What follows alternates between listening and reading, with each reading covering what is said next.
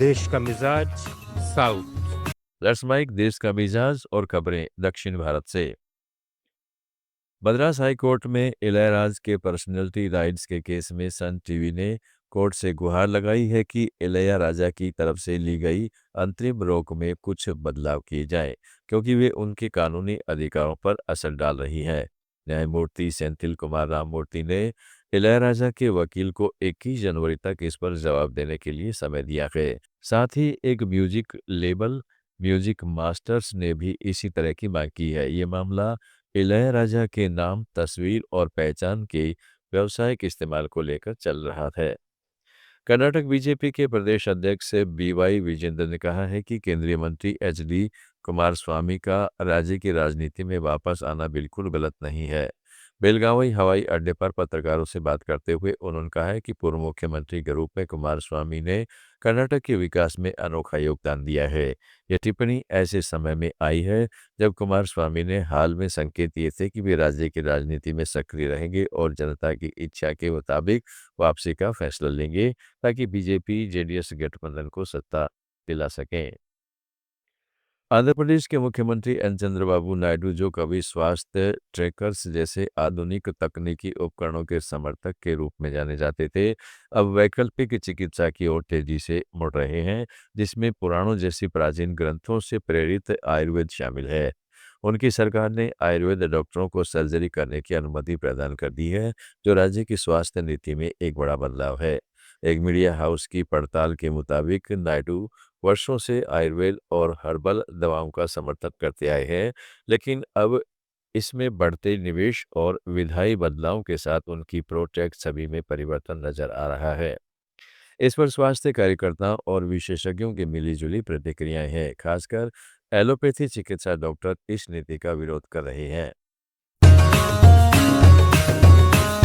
Let's mic देश का मिजाज साउथ।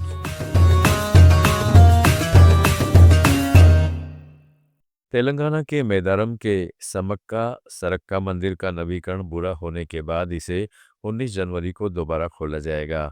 पंचायती राज मंत्री दंसारी अनसुया उर्फ सीतक्का ने हैदराबाद में मीडिया से बातचीत में जानकारी दी कि कैबिनेट की बैठक 18 जनवरी को मेदारम में होगी। मुख्यमंत्री ए रेवंत रेड्डी वहीं रुकेंगे और अगले दिन मंदिर का पुनर्लोकार्पण करेंगे। मंदिर में आधुनिक सुविधाएं जोड़ी गई हैं ताकि यह अगले हजारों वर्षों तक भक्तों की सेवा कर सके।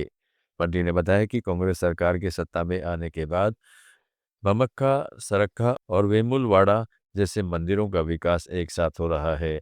साथ ही गोदावरी नदी के किनारे पसारा से भद्राचलम तक विकास कार्य की योजना है। केरल के 12 एमबीबीएस छात्र ईरान में चल रहे हिंसक विरोध प्रदर्शनों के कारण फंस गए हैं। केरमन यूनिवर्सिटी ऑफ मेडिकल साइंसेज में पढ़ रहे ये छात्र अपने छात्रावास में सीमित हैं, जहां परीक्षाएं मार्च तक स्थगित हैं। ऑनलाइन कक्षाएं भी बंद है। महंगाई के कारण भोजन की कमी और धन हस्तांतरण की समस्या भी है। उनके अभिभावकों ने विदेश मंत्रालय और केरल सरकार से तत्काल निकासी की गुहार लगाई है। छात्रों की कॉल निगरानी में है और संरक्षित संपर्क से उनके मानसिक तनाव की झलक मिलती है। सरकार अब मलयाली नागरिकों का डेटा संकलित कर रही है, लेकिन उड़ानें स्थगित होने से अनिश्चितता बनी हुई है। अंडमान के डिगलीपुर तहसील में कृषि विज्ञान केंद्र ने विदेशी मछली प्रजातियों के अवैध प्रवेश से जुड़े जोखिमों पर जागरूकता कार्यशाला की। इसमें सहायक मत्स्य विकास अधिकारी उज्जैन ढाली ने चेतावनी दी कि ऐसी प्रजातियां स्थानीय मछलियों से प्रतिस्पर्धा कर पारिस्थितिकी तंत्र को बाधित कर सकती हैं, खाद्य श्रृंखला बदल सकती हैं और जैव विविधता को खतरे में डाल सकती है।